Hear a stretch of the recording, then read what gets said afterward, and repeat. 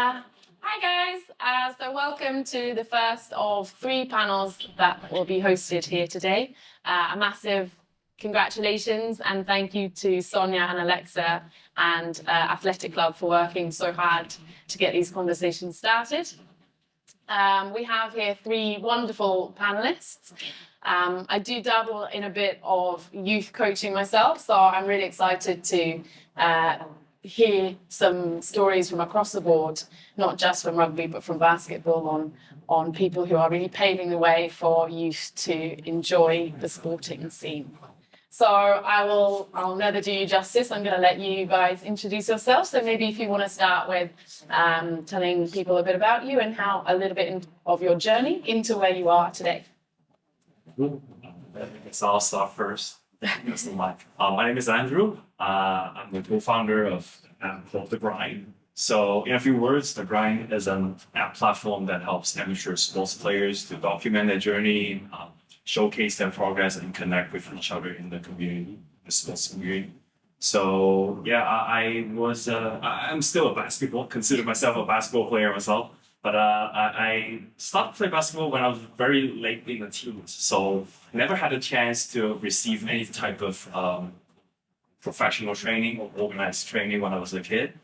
Started doing that and then immediately fell in love with how it actually works as a basketball. So it's very different when you play outdoor pickup basketball than playing in an organized training. So fell in love, but realized that it's probably never going to be a day that I'll play pro anymore. So I ended up, I still want to, contribute to the community. So that's why I'm doing this. It started as a passion project. My day job, I also have a day job with a tech company. Not a programmer myself, but I'm always helping. So my day job is to help a lot of small to medium-sized business to go through the digital transformation. That's how I kind of got the idea of doing an app platform. So that's why I'm here to learn from everyone else. In terms of experience, I'm definitely the least experienced in terms of servicing the sports community. So I'm here to learn from not just the share, but also to learn from everyone else here. Thank you. Hi, my name is William Lowe. I'm the founder and owner of Strive in Wangzhou, so Strive Basketball and Performance, along with my wife Angela. So we're lucky enough to train people from grassroots all the way to the professional levels and beyond to overseas professional athletes. I'm also the founder of the Strive Goal Team, where it's a nonprofit project to help talented, many times underprivileged youth utilize basketball as a vehicle to further their education and better their lives. So in a nutshell, that's what I do. Hi guys, my name is Samantha. Big history in sport. I was a former player for rugby for the national team and then transitioned to working as a head women's rugby for Rugby Union. I now am the CEO of a live rugby or sports club here called Valley RFC. I'm also a big advocate in women's sports. I'm part of the International Women's Working Group for the globe. Sounds big. Where we make sure that different countries share best practice to grow girls and women in sport. I've worked both as a coach, particularly for young girls, and I guess my passion is I see the benefit in empowering youth through sport. And so it's great to have this opportunity to share some of those benefits with you guys today. I think there's definitely a common theme here where the view of sport as potential for social change, and it's really exciting that each of you do it in a very different way. I have the tech skills of my 90-year-old grandma, so it's really good. I think it's refreshing to kind of have it appear on the scene as a really complementary way to some of the other stuff, the more traditional stuff. So that's exciting as well. Congratulations. So what opportunities and challenges do you think exist for young athletes in Hong Kong? I'm going to talk on my own story. Growing up, I came from you can call it like grassroots family, actually, immigrant family. First generation, my family's from French, I'm from Shanghai. So came here. I was born here, raised here. But my parents are the typical Asian, Asian tiger moms and dads. It's always study first. The good thing is they are never against me playing sports in general. So, but always study first, and then exercise or do whatever you want after that. So growing up, nobody actually told me, oh, you can go here to train, or how you can actually learn to play this sport, right? It actually takes away the fact that I think sports at some point, in some way, it's kind of like an art. You have to be guided to learn you have to appreciate this art, right? You need some guidance. So I think growing up, that was something I don't have, which I think what I'm doing here is trying to help to solve that problem. But nowadays, I think it's getting a lot better because in terms of technology, there are a lot of social media, content, professional knowledge is more accessible. But obviously on the ground level, we have people like Will, Sam here, Samantha, they're doing great work to promote sports, helping people get in touch with different kinds of sports. So I think that's also really important. It sounds like it links quite well to some of the stuff you're doing. Yeah. In So I'll answer the first part is what opportunities there are. We're from an incredible city with a lot of resources. So there's a potential for change there if we choose. For the challenges, I feel like you hit it right on the money, and it's a lot of it is cultural. A lot of it is I've heard this, and so because I deal with a very particular type of athlete, 95% local. Okay. A lot of them come from what we call Band 2, Band 3 schools, Okay. right? So let's call it grassroots schools. Yeah. Right. And I feel that there needs to be some education in terms of how can we transfer the lessons that we learn in sports, teamwork, discipline, communication, all these great things that we learn in sports into one day, into our school right now, and one day into the workplace. So that's one of the challenges that I see. And another challenge that I see, especially, and I can only speak from the demographic that I work with, is global awareness. Like what occurs outside of this awesome city that we're in. Like what happens when you just cross the border into Shenzhen, into Dongguan, go to Shanghai, go to Beijing, or what's happening in Europe or Australia or the United States.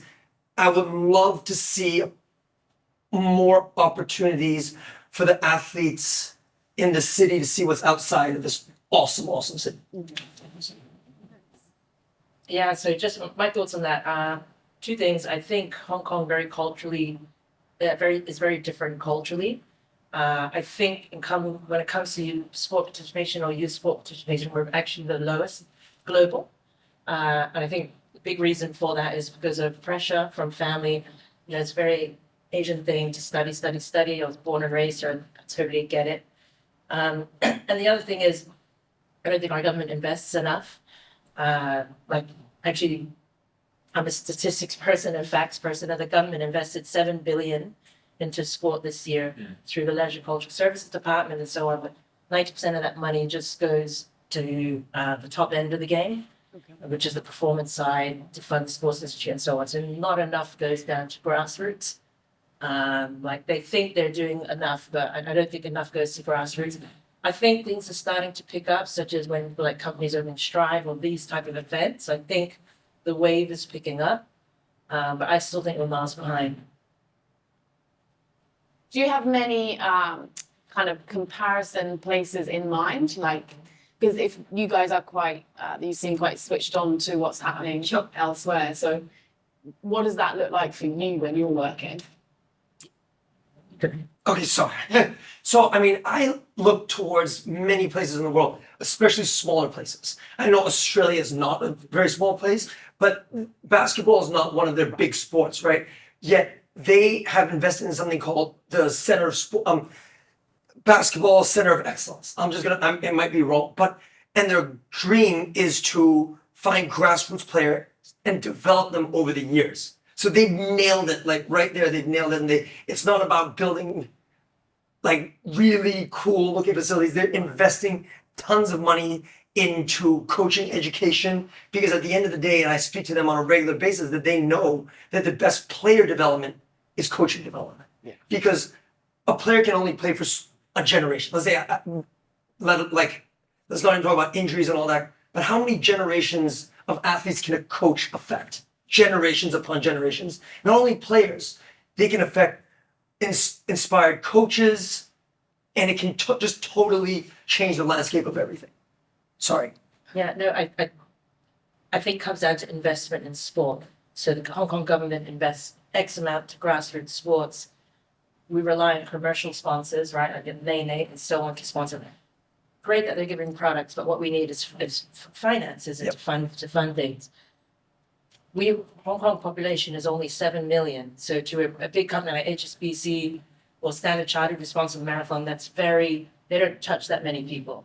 But he was saying earlier, you were mentioning Dongguan, you're testing my geography here. Dongguan. Places in the Greater Bay Area, I think that's the future for Hong Kong. And I think once we advertise that, then you could talk to companies. Like if your Strive expands out there or this expands out there, you're telling a company, listen, we've got 30 million target. That's the future. And companies would want to sponsor that. Like it all comes down to money. And no one's willing to give it right now in Hong Kong. Yeah, and another thing I think technology can help in general is to help these efforts make it more visible because at the end of the day, a part of sports goes to entertainment. Yeah. And a lot of them only applies to professional players. Right now, we see some non-profits in Hong Kong that are trying to change the scene.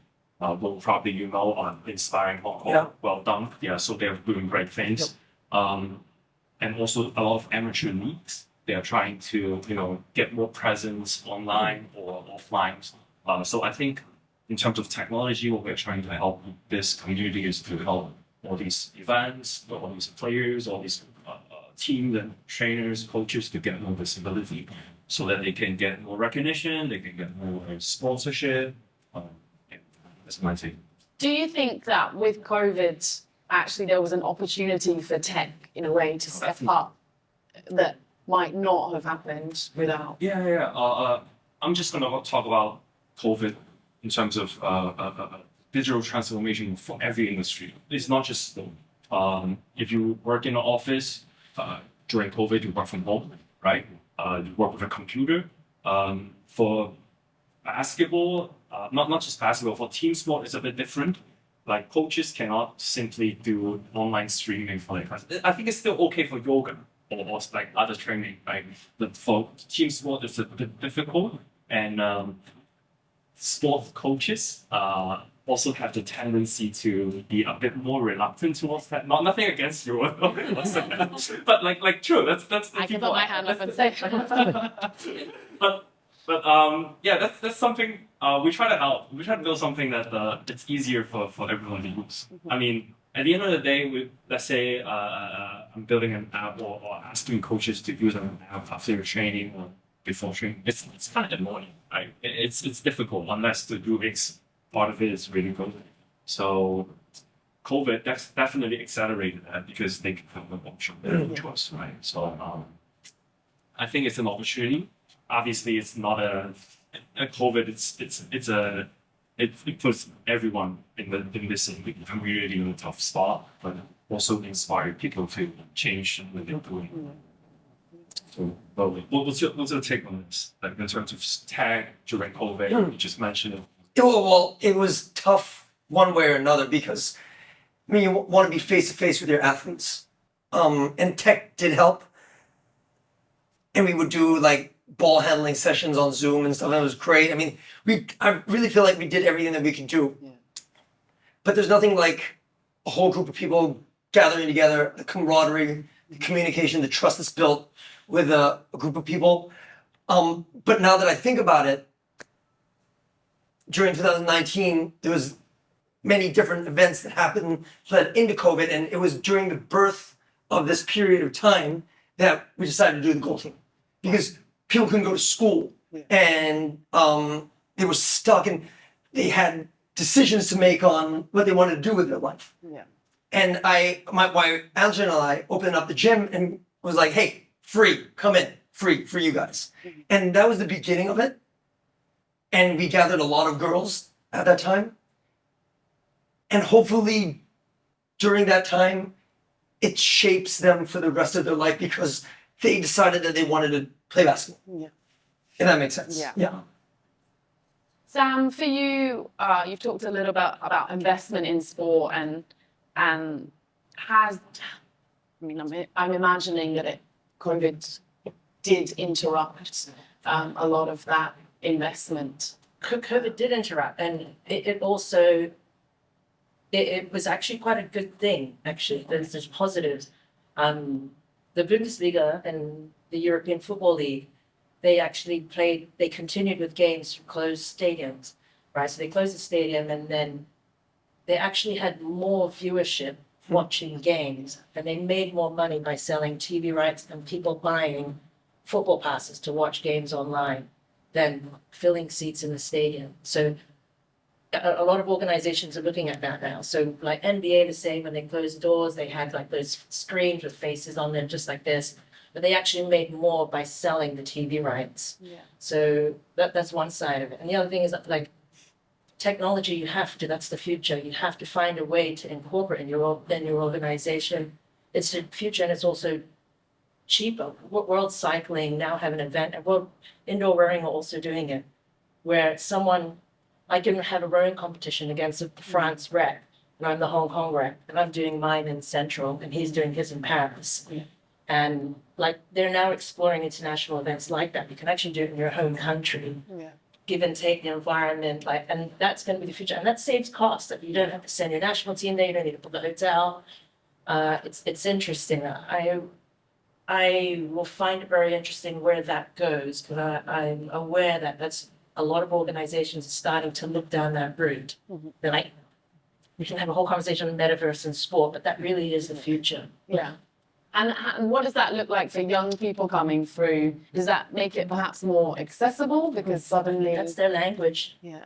Technology is the young people's language, and to keep them engaged in that, you have to move away from the traditional ways we were doing things or the ways we were taught sport when we were youth. You've got to, like I have a 5-year-old, and I've got to find a way to get him enjoying sport through his technological lens, that's what they're all about now. So they say it takes a village to raise a child. So I'm interested what kind of support systems you would consider to be pivotal for young athletes to flourish. I can start. Sure. So, yes, it definitely does. It takes a village, it takes a lot of people. But the most important thing is who is in your village, right? So it takes different people with different expertise to come together in order to come to the right or the best decision for this particular athlete. So say, for example, I'm just gonna put it out there. I was a horrible student, right? But I was a decent basketball player. And I would like to think that I've become a decent basketball coach. So in terms of that, I take care of all their strength and conditioning, skill work, technical work, all that kind of stuff. Now, my wife, on the other hand, she may not have ever stepped on the basketball court in her life. As a matter of fact, she has. But she was an A student. And so that's the opposite of what I am. So she makes sure that she takes care of all their schoolwork. As a matter of fact, our program demands that they have a minimum of a 2-point B minus. They have a B minus in order to stay on the goal team. If they drop below that, they're out. So we feel like, again, it's a vehicle. Basketball is a vehicle to further your education and better your life. Use the sport to get to where you want to go. Don't let the sport use you, right? So I'm very, very big on that because at some point, unfortunately, the ball's going to stop bouncing. Yeah. Right? The ball's going to stop. What are you going to do after that?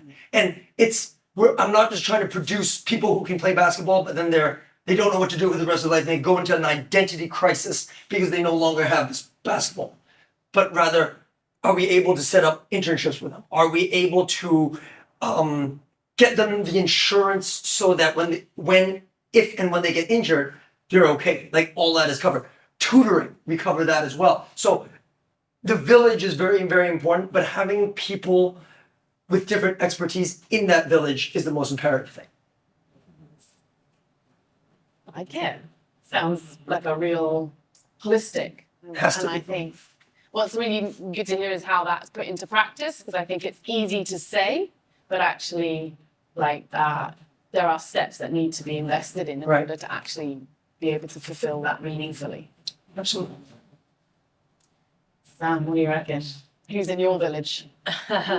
I'm fortunate to have a very, very big village. I think it's important you have the right support.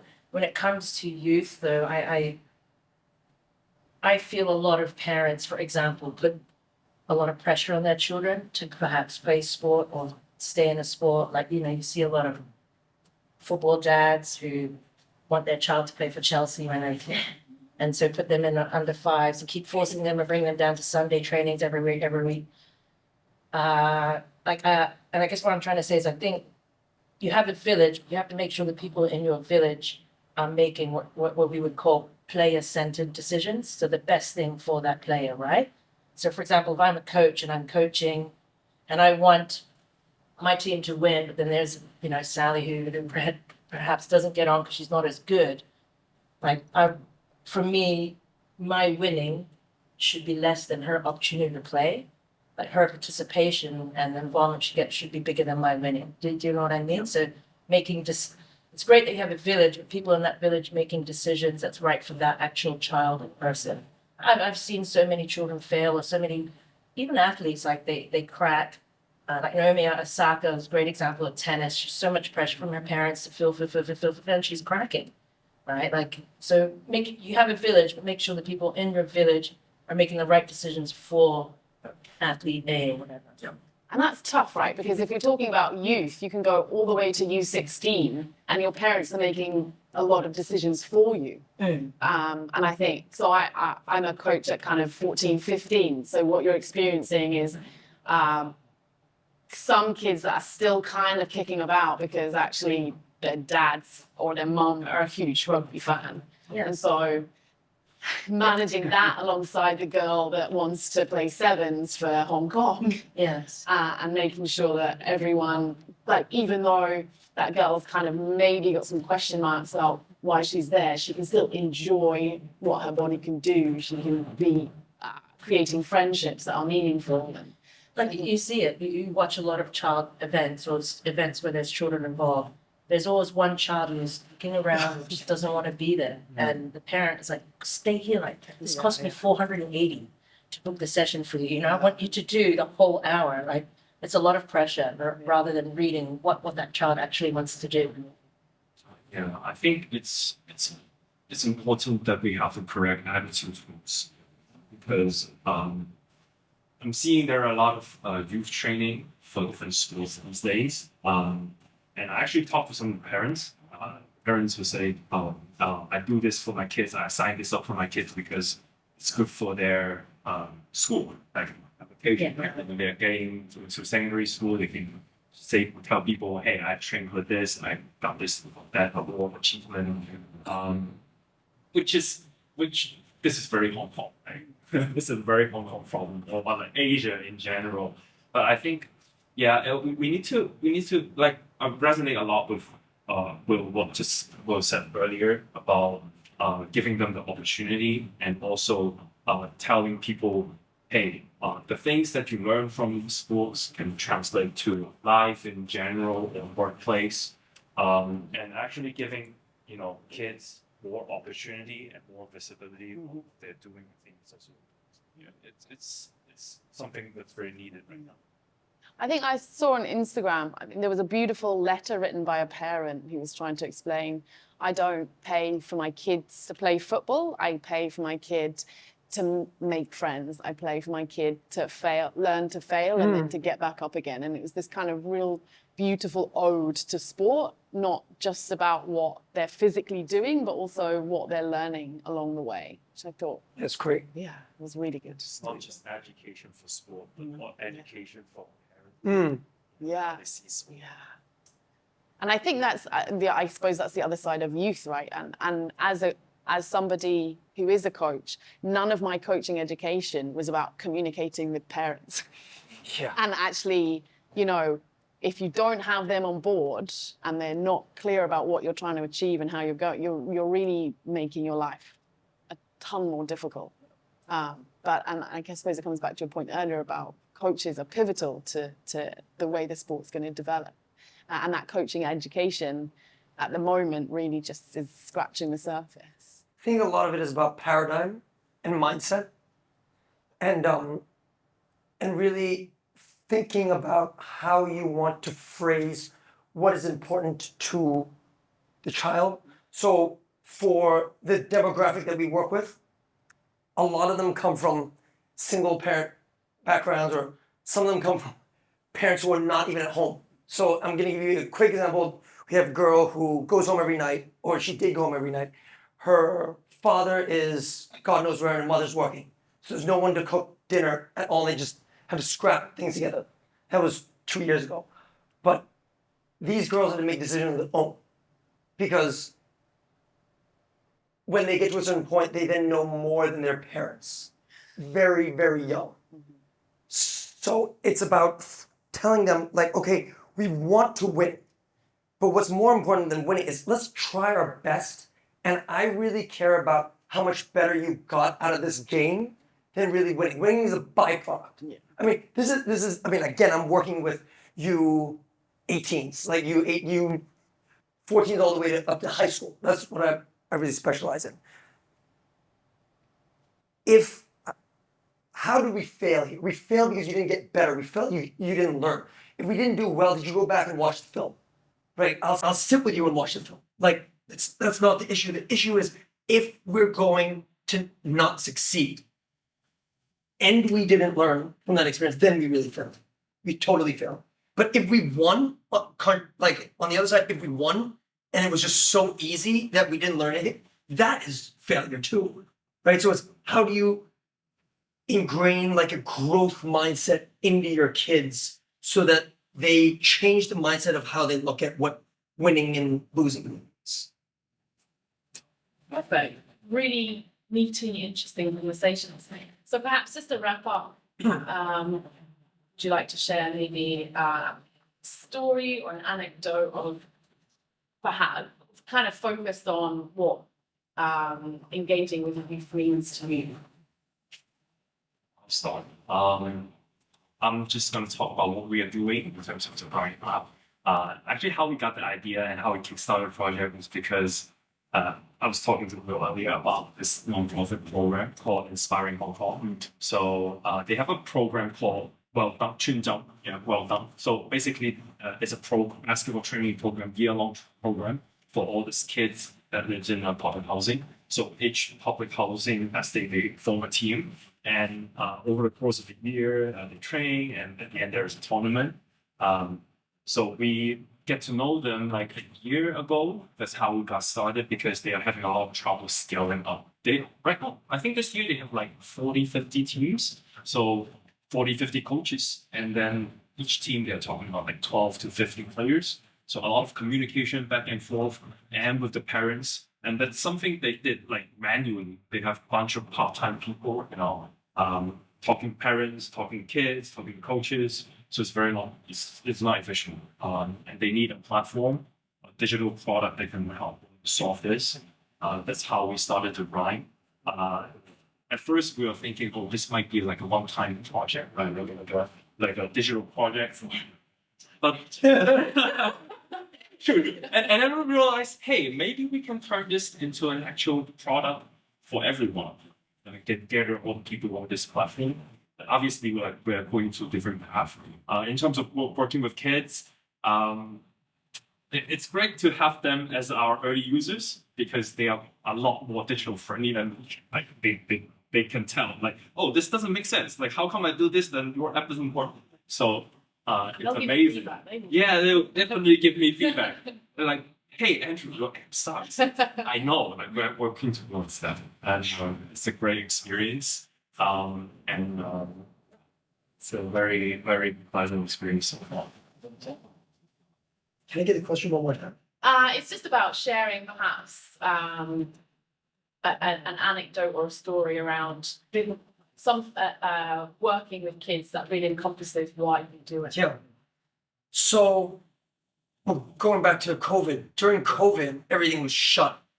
And at the time, I was working with one girl. So there's just one girl, the goal team didn't really even exist at the time.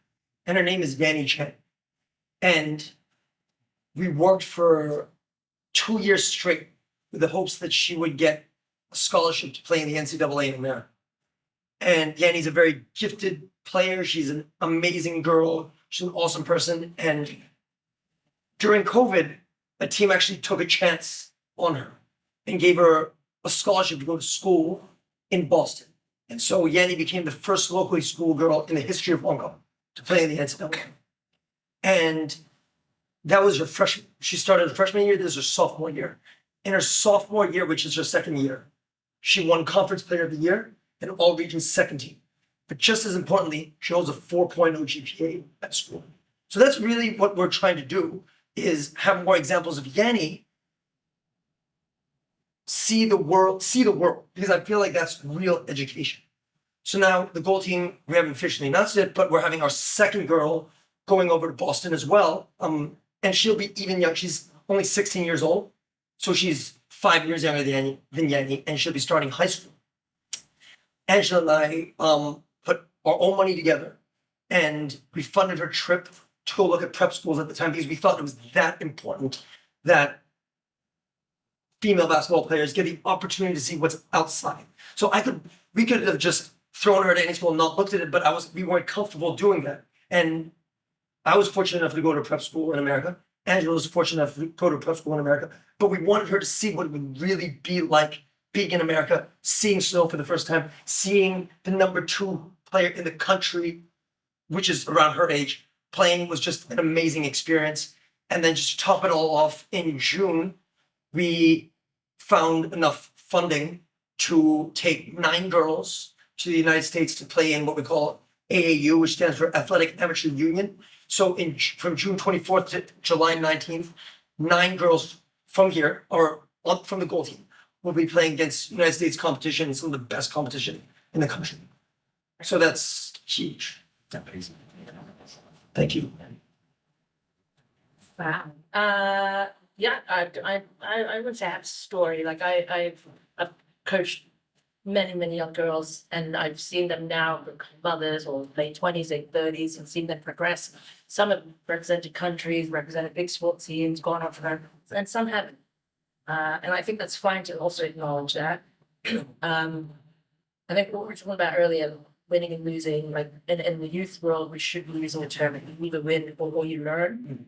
So learning from losing, and then switch a positive mindset to that.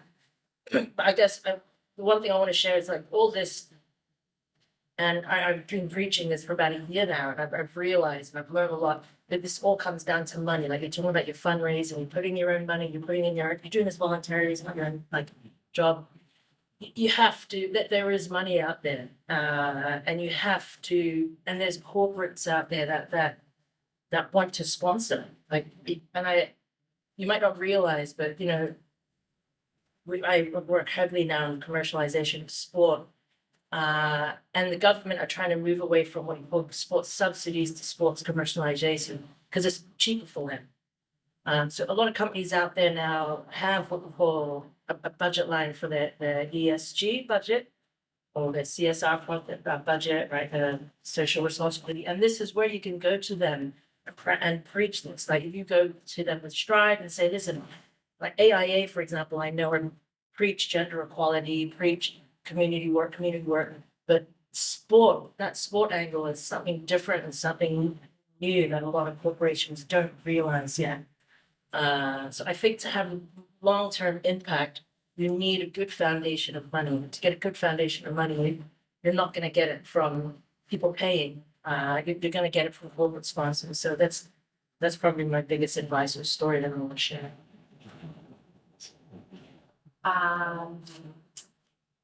So does anyone have any questions they'd like to ask anyone? And if not, just wrap up and say a massive thank you to all of our local